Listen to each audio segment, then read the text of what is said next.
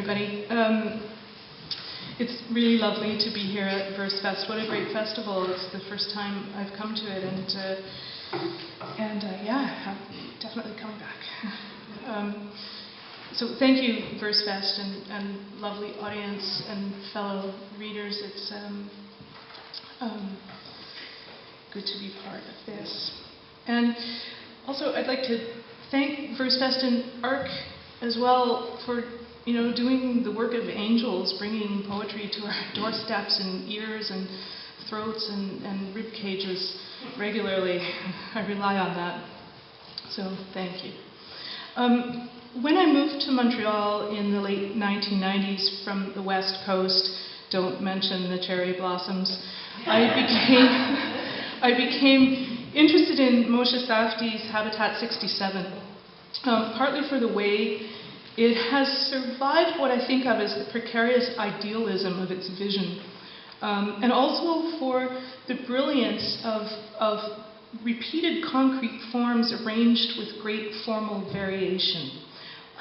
So I'll read two poems from the sequence that explores that building from this book, The Rapids.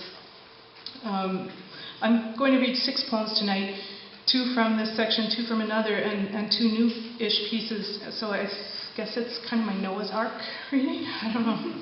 Anyway, we stand here looking. Like many, I see it first from the river. Improbable, arbitrary seeming. Crannied as a sea stack, nest populated, engineered by glaciation, thermal flux, earth accident. Slowly the jags resolve themselves into made things on a made shore, blocks gripped by a central core, each with a sweeping view of partial things.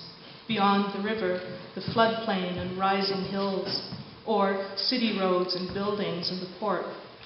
Here is Safdie, stacking the future in Mediterranean terrace houses, craned into fill in a cold Canadian river. A good maker inhabits the material. We stand here looking. Come, the building says, with sultry urgency. Come, lie down in my rooms.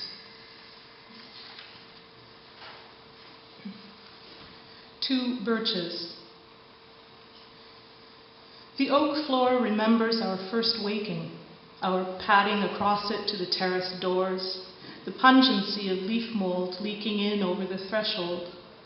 Rising from the port, river sludge and the ship's sharp fuels.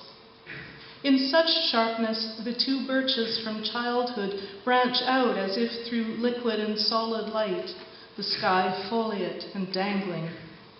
Inscribed in their bark, the forest romance, expeditions downriver to the confluence, drinking the cold twig syrup. Going barefoot outside for more than a few minutes, even at the height of summer, is a dream. We build temples to it.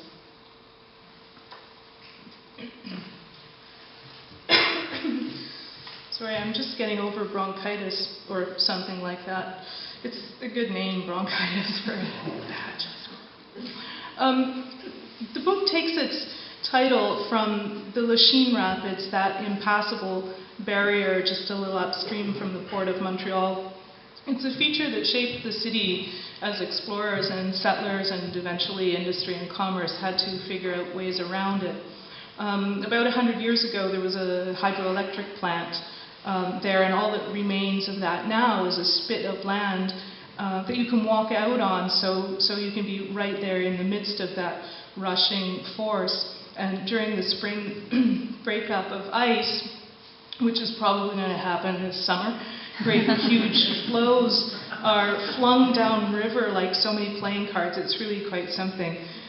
So the book contains a sequence of 20 or 22 poems that I think of as views of the rapids, and I'll read 2 of those. View with morning couple.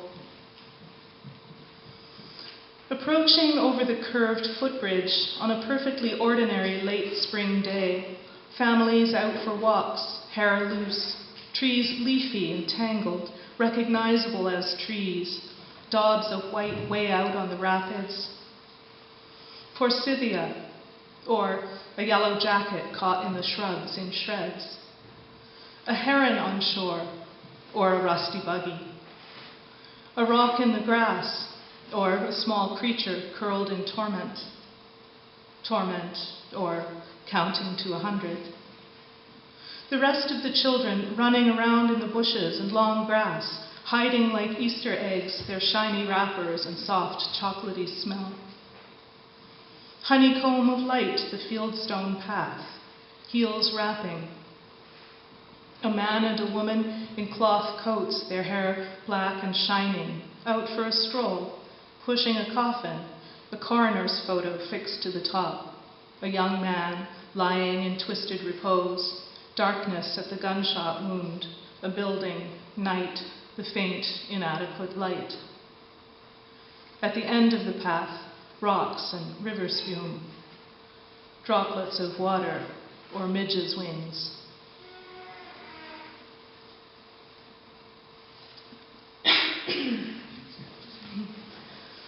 Retreating ice. Count on it, every spring you will find the river again. Rocks at the edge will re-emerge like loaves of bread salvaged from your freezer. Our genial host will press the river into taking off its hat and coat, just as the guileless stranger in the story is persuaded again and again to take off his hat and coat. Between the sun and the others, it's clear who will win. If you look into the water, you'll see the young fries swarm newly hatched from their jelly, and mud puppies lurking by their broods. All manner of things will come near if you stay very still.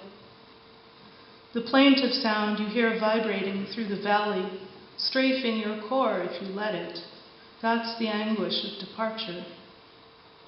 I've been in retreat a long time, shrinking back, leaving farmland, rivers, new creatures in new habitats.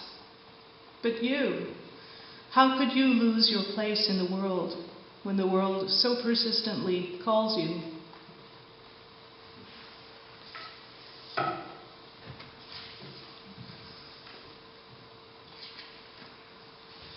And this is a poem that was published in ARC 68.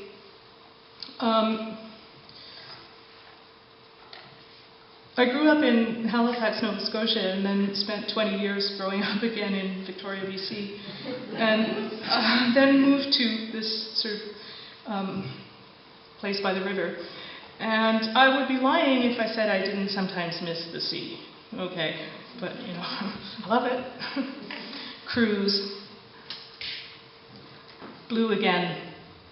A little darker today, and more rippled, I think, but it's easy to lose track. I punch my pillow, even though the room attendants will tidy everything while we're at brunch, boring ourselves blind with iterations. Riveted to the wall above the bed, a portrait of our ship on the occasion of her launch years ago. Bouquets the size of my mother's house. Champagne in fountains. Outfits like the plumage of tropical birds.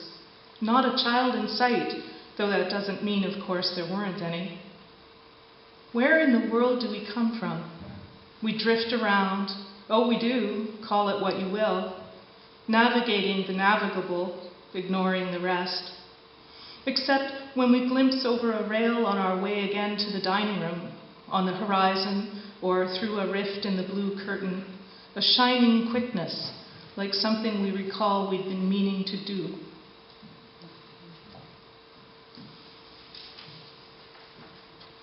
And I'll close with a new poem. I often start my day, particularly during the academic term when I'm really taken up a lot by teaching. I try to carve out an hour every morning to visit with poetry. It sustains me as I go into the other work. So I often start my day reading poets I admire, and this is a poem that takes off from a poem by the Polish poet Czesław Miłosz. His poem is called Windows, and so is mine. Window, I think the singular. Without mention of blossoms, Miłosz gets the tree in the poem from translucent to laden with fruit. Decades passed, not months while he slept, and that tree must have flowered many times. In the same way, we turn over mid-dream or after love those beautiful hours we know were passed in the company of brilliance, but have forgotten in the particulars. We know the tree stands for promise and for the desire, which comes much later, for atonement. We stand at the west-facing window and let the buildings opposite turn gold, then back to brick.